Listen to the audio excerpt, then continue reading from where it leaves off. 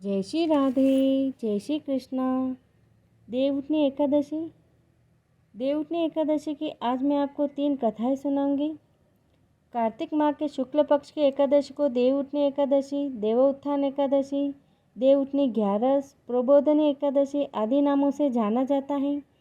इस दिन श्री हरि विष्णु निद्रा से जागते हैं। कथा। एक राजा के राज्य में सभी लोग एकादशी का व्रत रखते थे।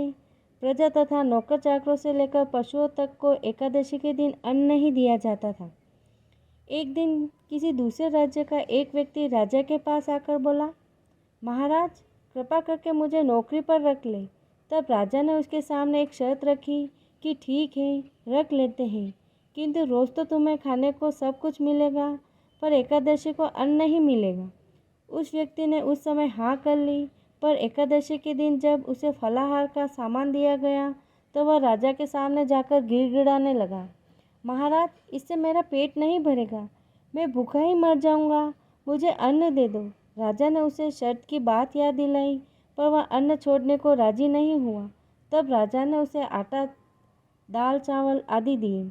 वह नित्य की तरह नदी पर पहुंचा और स्नान कर भोजन पकाने लगा।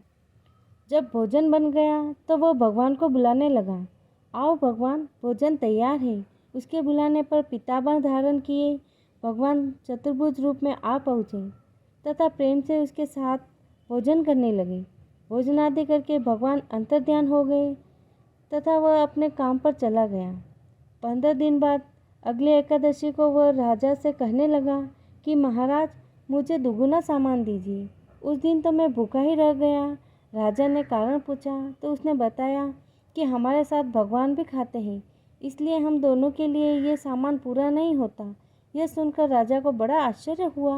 वह बोला, मैं नहीं मान सकता कि भगवान तुम्हारे साथ खाते हैं। मैं तो इतना व्रत रखता हूँ, पूजा करता हूँ, पर भगवान ने मुझे कभी दर्शन नहीं दिए। राजा की बात सुनकर वह बोला, महाराज, यदि विश्वास न हो तो साथ चलकर देख ले। राजा एक पेड़ के पीछे छिपकर बैठ गया। वह व्यक्ति ने भोजन बनाया तथा भगवान को शाम तक पुकारता रहा, परंतु भगवान न आए। अंत में उसने कहा, हे भगवान, यदि आप नहीं आए तो मैं नदी में कूदकर प्राण त्याग दूंगा। लेकिन भगवान नहीं आए। तब वह प्राण त्यागने के उद्देश्य से नदी की तरफ बढ़ा। प्राण त्यागने का उसका दृढ़ इरादा जान शीघ्र ही भगवान ने प्रकट होकर उसे रोक लिया और साथ बैठकर भोजन करने लगे। खा पी कर वे उसे अपने विमान में बिठाकर अपने धाम ले गए। ये देख राजा ने सोचा कि व्रत उपवास से तब तक कोई फायदा नहीं होता जब तक मन शुद्ध न हो। इससे राजा को ज्ञान मिला। वह भी मन से व्रत उपवास करने लगा और अंत में स्वर्ग को प्राप्त हुआ। कथा नंबर 2। एक राजा था। उसके राज्य में प्रजा सुखी थी। एकादशी को कोई भी अन्न नहीं बेचता था, सभी फलाहार करते थे। एक बार भगवान ने राजा की परीक्षा लेनी चाहिए। भगवान ने एक सुंदरी का रूप धारण किया तथा सड़क पर बैठ गए। तभी राजा उधर से निकला और सुंदरी को देख चकित रह गए। उसने पूछा, हे सुंदरी, तुम कौन हो? इस तरह यहाँ क्यों बैठी हो? तब सुंदरी स्त्री बने भगवान बोले, मैं निराश्रिता हूँ। नगर में मेरा कोई जाना पहचाना नहीं है, किससे सहायता मांगूं? राजा उसके रूप पर मोहित हो गया था।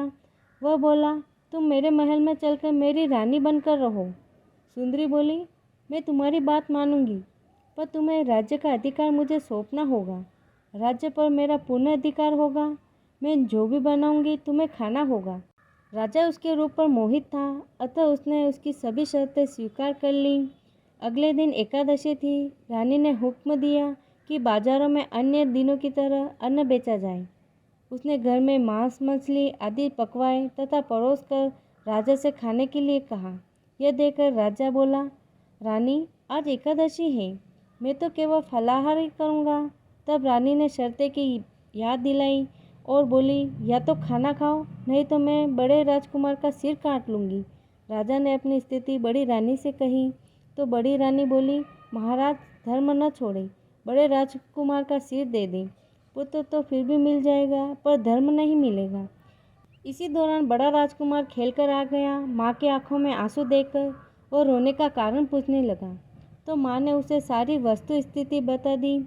तब वह बोला, मैं सिर देने के लिए तैयार हूँ।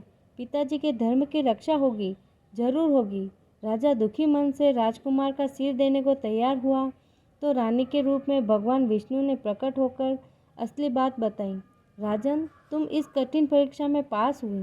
भगवान ने प्रसन्न मन से राजा से वर मांगने को कहा तो राजा बोला, आपका दिया सब कुछ है, हमारा उद्धार करे। उसी समय वहाँ एक विमान उतरा। राजा ने अपना राज्य पुत्र को सौंप दिया और विमान में बैठकर परम धाम को चला गया। कथा नंबर 3। देवउठनी एकादशी की एक प्रमुख कथा शंकासुर नामक राक्षस की है। शंकासुर ने तीनों लोकों में बहुत ही उत्पात मचाया हुआ था। तब सभी देवताओं के आग्रह करने पर भगवान विष्णु ने उस राक्षस से युद्ध किया और यह युद्ध कई वर्षों तक चला। युद्ध में वह असुर मारा गया और इसके बाद भगवान विष्णु विश्राम करने चले गए। कार्तिक शुक्ल एकादशी के दिन भगवान विष्णु की निद्रा टूटी और सभी देवताओं ने भगवान विष्णु की पूजा की थी। शिव पुराण के अनुसार पौराणिक समय में दैत्यों का राजा दंभ हुआ करता था। वह बहुत बड़ा विष्णु भक्त था। कई सालों तक उसके यहाँ संतान नहीं होने के कारण उसने शुक्राचार्य को अपना गुरु बनाकर उसने श्री कृष्ण मंत्र प्राप्त किया। यह मंत्र प्राप्त करके उसने पुष्कर सरोवर में घोर तपस्या की। भगवान विष्णु उसकी तपस्या से प्रसन्न हुए और उसे संतान प्राप्ति का वरदान दे दिया। भगवान विष्णु के वरदान से राजा दंभ के यहाँ एक पुत्र ने जन्म लिया। इस पुत्र का नाम शंखचूड़ रखा गया। बड़ा होकर शंखचूड़ ने ब्रह्मा जी को प्रसन्न करने के लिए पुष्कर में घोर तपस्या की।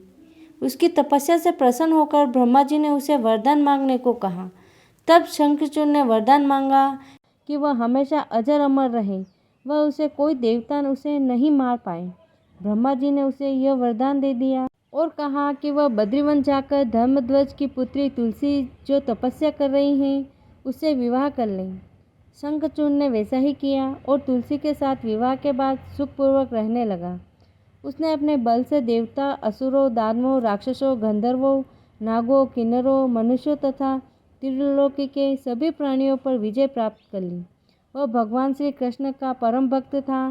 शंखचूड़ के अत्याचारों से सभी देवता परेशान होकर ब्रह्मा जी के पास गए और ब्रह्मा जी उन्हें भगवान विष्णु के पास ले गए। भगवान विष्णु ने कहा कि शंखचूड़ की मृत्यु भगवान शिव के त्रिशूल से ही होगी, अतः आप उनके पास जाएं। भगवान शिव ने चित्ररथ नामक गण का अपना दूत बनाकर शंखचूड़ के पास भेजा।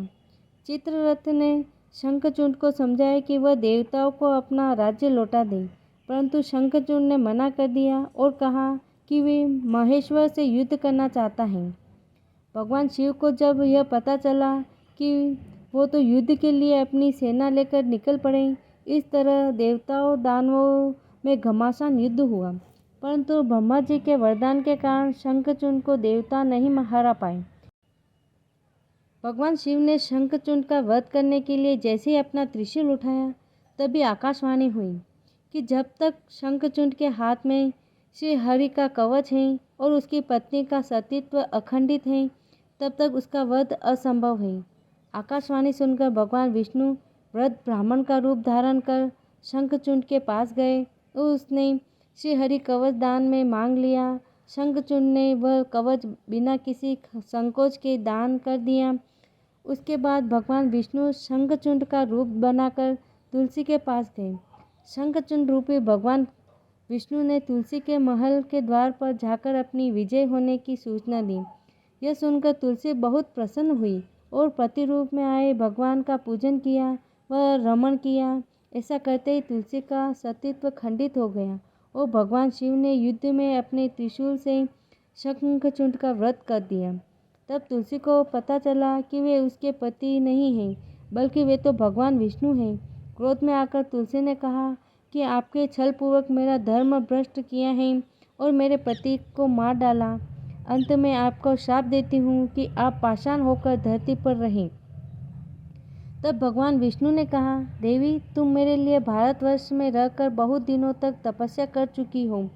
तुम्हारा यह शरीर नदी रूप में बदलकर गंडकी नामक नदी के रूप में प्रसिद्ध होगा। तुम पुष्पों में श्रेष्ठ तुलसी का वृक्ष बन जाओगी और सदा मेरे साथ रहोगी। तुम्हारे श्राप को सत्य करने के लिए मैं पाषाण शिलाग्राम बनकर रहूँगा। गंडकी नदी के तट पर मेरा वास होगा। देव प्रबोधनी एकादशी के दिन भगवान शालिग्राम व तुलसी का विवाह संपन्न कर मांगलिक कार्यों का प्रारंभ किया जाता है। हिंदू धर्म मान्यता के अनुसार इस दिन तुलसी शालिग्राम का विवाह करने से अपार पुण्य प्राप्त होता है। जय श्री राधे, जय श्री कृष्ण।